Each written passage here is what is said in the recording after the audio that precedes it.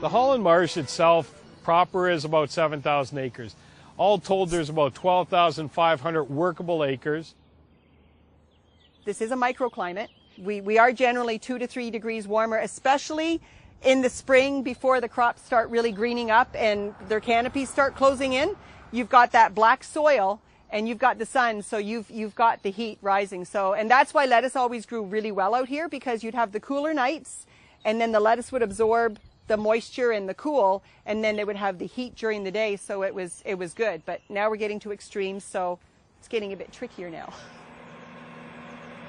It's like something different every year. Like this year was a flood, last year it was, the drought. It's like, within the last 2 years we've seen both extremes, right?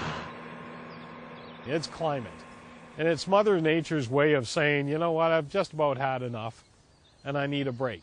And it really does boil down to that. How does it function here in the marsh? We have black soil. A black soil is just like having a black car. It creates its own microclimate. It creates a thermodynamic above the marsh. The environment's changing, so that's creating a big impact also on growing. You have to really be on top of your crop.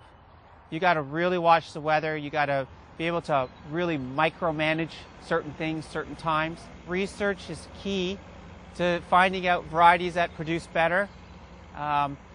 Management of our resources, making sure that we're actually taking care of the land, because the land's got to last us for quite a period of time.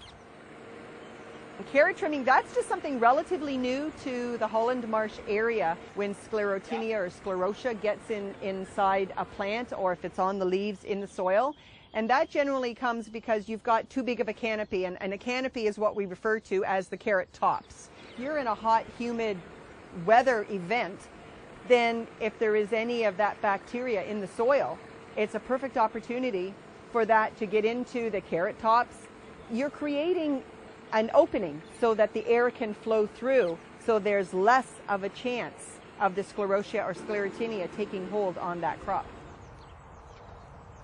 There are 3 things required to grow a health and safety crop. One is a good medium soil. It's organic based. 2, access to water, which is something that has become paramount as we've seen fresh water supplies dwindle throughout the world. And 3, we have an educated, well-informed, and very dedicated farming community that is prepared time and again to be able to grow anything. Now, one of the things that helps us with our farming of the area within the polders is our very unique canal system. If you look globally at many of our trading partners, water and access to water to irrigate crops is a huge issue. We don't have that issue. It's not like Lake Simcoe, as long as they make sure they control the development. Lake Simcoe is not going to be drying up anytime soon. And it's the water from Lake Simcoe that is allowed back into the marsh for our farmers to access that water.